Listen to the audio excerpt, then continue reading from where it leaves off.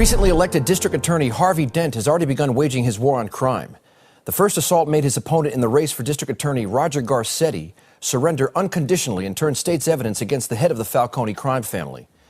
This testimony paved the way for what will be Dent's first major battle, the trial of Sal Maroni. Will Gotham's White Knight broaden the front on his war on crime to benefit the city? Or will he only dedicate himself to conflicts that make for good headlines? Good evening, I'm Mike Engel, and this is Gotham Tonight. We're joined tonight by District Attorney Harvey Dent, who has graciously taken time out of his busy schedule to not only answer my questions, but yours as well. So let's start, shall we? Why don't we start with the question that you posed in your opening, Mike? Am I an advocate for Gotham or just a publicity hound? Well, that wasn't exactly how he put it. But if I was after headlines, Mike, I would do more press, wouldn't I? I mean, weren't you the one who was criticizing me for not doing any interviews during the election? Well, that's true, yeah. Okay, then here's an answer to your question. Whatever decisions I make as district attorney will be made with Gotham's best interest in mind. The moment I fail to do that, no matter the circumstances, is the moment I become everything I stand against. Corruption, brutality, total disregard for the law. To name a few, yes. Well, couldn't you ascribe those qualities to the Batman? Batman? Isn't that a little off point? No, I disagree, actually. I mean, I'm dumbfounded personally by the notion that a man who continues to take the law into his own hands, making a mockery of it altogether, is tolerated by both the public as well as the authorities. I guess the question we all want answered is, will you make this a priority to bring him to justice? Well, my priority is to help this city return to a time when it didn't need a Batman, when the streets were safe and the institutions of government were right-minded. That sounds like good spin. It's not spin. You don't just decide one day to go put on a disguise and go fight crime. A dysfunctional society dictates that response. So if you want to get rid of the Batman, then curing what created him is the best way. I understand that, but what if you sanction a vigilante to act as a guardian for society? I mean, someone who willfully breaks the law, then aren't we in fact sanctioning lawlessness and chaos in the city? If the Batman bent the law to achieve some personal gain, you would have a much easier time to get people to agree with you, Mike. Batman's actions thus far have been everything but personal. They've benefited the city entirely.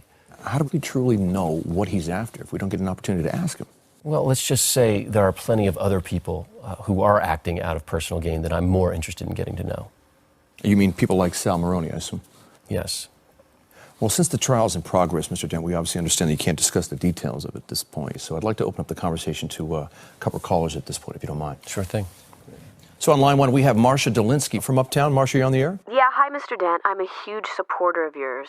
Thank you, Marcia. I used to live in the Narrows, and I was fortunate enough to make it out okay during Dr. Crane's chemical attack. Now I hear Crane may be out there spreading the toxin again. What can you do to stop this? Well, what I will do is reopen the investigation into Crane's whereabouts. If Crane is dead like the authorities say, then we need to find a body. I don't think you will, so I'm inclined to believe that he is out there, and finding him will be imperative. Now, Dr. Crane's alleged poisoning of the drugs in Gotham is clearly just another offense, and what we're seeing that is a series of really bizarre and sensational crimes being perpetrated these days. How do we counteract something that appears to have no known motive? Well, as demented as it may be, I think the motive is to hurt people.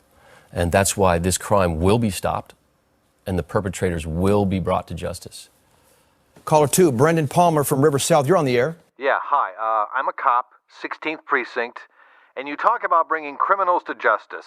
How are we, the police, how are we going to do that?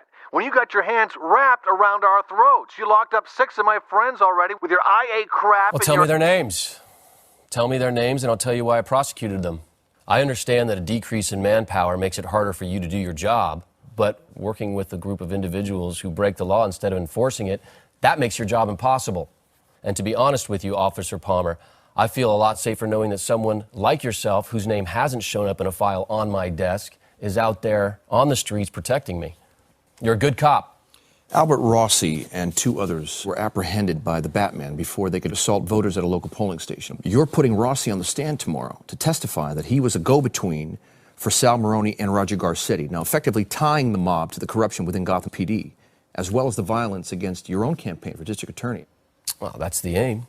Aren't you opening up old wounds? I mean, from previous internal affairs investigations, I mean, that convicted huge numbers of the police department. Mike, my intention is not to cast suspicion over the entire Gotham Police Department.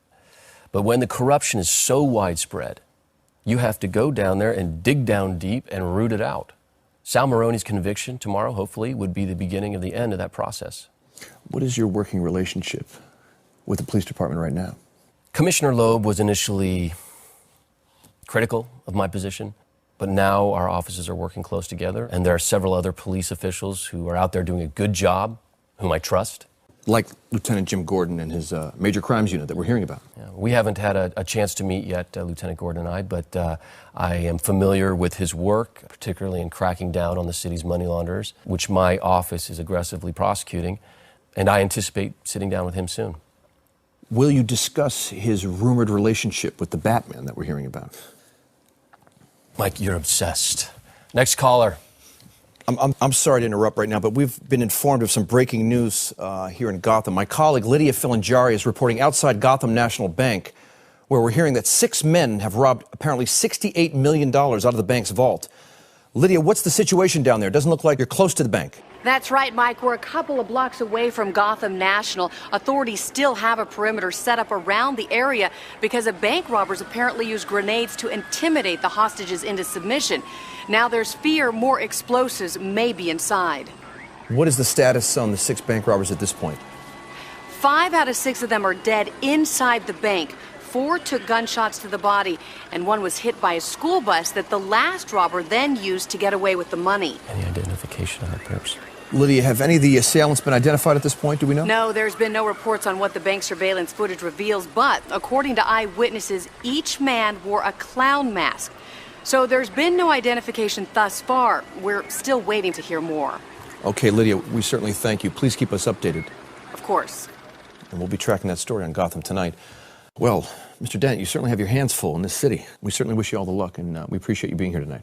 Mike, putting pressure on the criminals so they think twice before committing awful crimes like this, that's our goal. And luck is our last resort. We thank you for coming on, Mr. Dent. And we thank you for watching. Please join me next time for an interview with Mayor Garcia, who will detail his plans to clean up the city. What will his relationship be like with Harvey Dent?